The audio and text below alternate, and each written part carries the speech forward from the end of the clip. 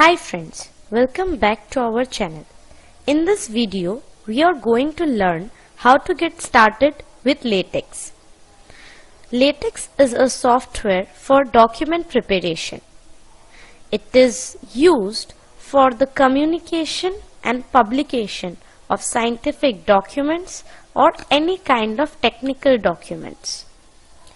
In today's video, we will use Overleaf.com, which is an online platform where you can write a Latex document without the hassle of installing any kind of editor or compiler.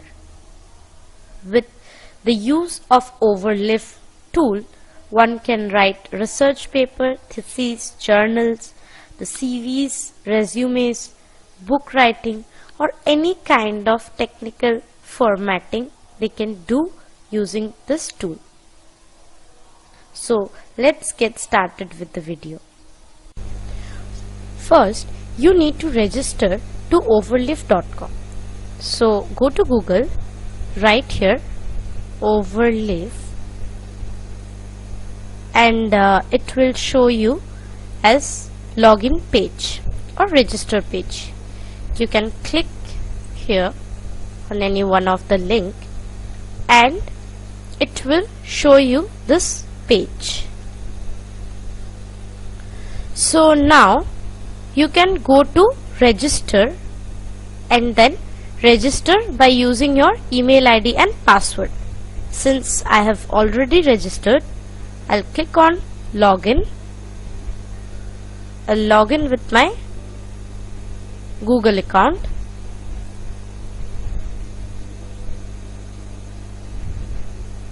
And this is the page where I will land. Click on new project, then blank project. Write your project name. I'm writing it as first Latex document, and then I'll click on create. Then this is what my interface will look like. In the left side corner, you have your main text file, and also if you add any figures and class file, it will be visible here. In the middle pane, the structure of the file is given by the platform, so no need to worry about the syntax of the code to get started. It has all the basic packages and syntax one needs to get started with. Now coming to the right side of the page, you have your compiled documents. So you write your code in the middle pane and do the editing part. Press the Ctrl S button to save it, and it will show the changes on the right side of the page after compiling your codes. Come, let's understand the syntax of the file. This is a document class which is by default given as article. Next is a package which is installed. It is being pre-installed, GraphicX, for inserting any image. This is the title of the file. We have already given it as first Latex document. Next is the author name, date. Now from here begins the document. So it is given as begin document, and this is given as end document. So any text you write, you have to write between this begin and end document. Now if I write a sentence in this introduction part, suppose this is my introduction. If I write and click on recompile, then my line will appear here. Now in this document class, if I mention it as 12 points, comma, letter paper, it will fix the font size of my whole document as 12 letter, which is the basic rules, and also the size of the paper should be letter paper is mentioned here. Now if I again press it on recompile, it will compile my document here. As you can see now that the complete document will have 12 font size, but the title, author name, date and the section title, that is the introduction, these things have not changed. That will not come under this 12 point thing, but the other than that, any thing you write, it will take it as the font size will be 12. Now to start a paragraph, what we will do, we will press enter twice, and if I write, say, let this be my second para, and press on recompile, you will see that it has started a new paragraph. So like this you can start a new paragraph.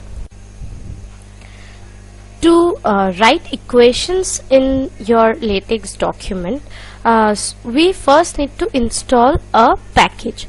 So first I will write it as use package. See, it is already suggesting us, and the package name is math tools. So again I have got it. Now here I'll write it as, suppose here is my equation, and I'll write my first equation. So when I write, first we need to give dollar symbol, and in between this dollar symbol we need to write our equation. So if I take my first equation as ax square plus bx plus c equals to 0, I'll write it as ax square. So I'll give cap 2 plus bx plus c equals to 0, and when I click on recompile, my equation is already been shown in the right side. Let's try writing another equation. So I'll give a paragraph, I have pressed enter, and now I'll write my second equation. So suppose I want to write the equation integration 1 divided by 1 plus x square into dx. So how should I write it? For this we have to give, since it is a fraction equation, we have to give double dollar symbol, and in between this dollar symbol we have to write our equation. So first we'll give backslash int. So int represents the symbol of integration. You will understand when the output will be here. So first we'll write int, then again backslash for fraction. So it is coming as backslash frac, and there are two curly brackets. So we'll click on this. Here in the first curly bracket the numerator will come, and in the second bracket the denominator will come. So the numerator I will give it as 1, and on denominator I will give it as 1 plus x square. So again 1 plus x cap 2, and dx. So outside our curly bracket I will give it as dx. Now if I again press on recompile, see, we have gotten the equation in the right side. Here you can see integration 1 divided by 1 plus x square dx. This is the required equation which we wanted to write. Another way of inserting an equation is that you can start with backslash begin equation in the curly brackets, and as soon as you press enter, it will automatically put the end code here.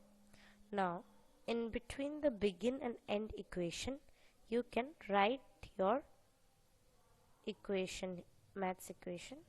So I'll just copy the previous equation here, and now if I do the recompile, what you will see in the right hand side is that the equation is already been there and it is also been numbered. So the equation has been given a number, equation 1, and you can use it for referencing as well. So similarly, if I want to add another equation, I'll again type begin and then equation, and in between these two codes, if I just run the equation integration 1 by 1 plus x square into dx, and if I do the recompile, then see the equation has already been printed in the right hand side and it has been given the equation number as equation 2. So in this way you can easily give the equation a number and use it for your referencing. Thank you for watching this video till here. We will keep posting such educational and informational video on this channel. If you like this video, please like, share and subscribe to our YouTube channel. Thank you.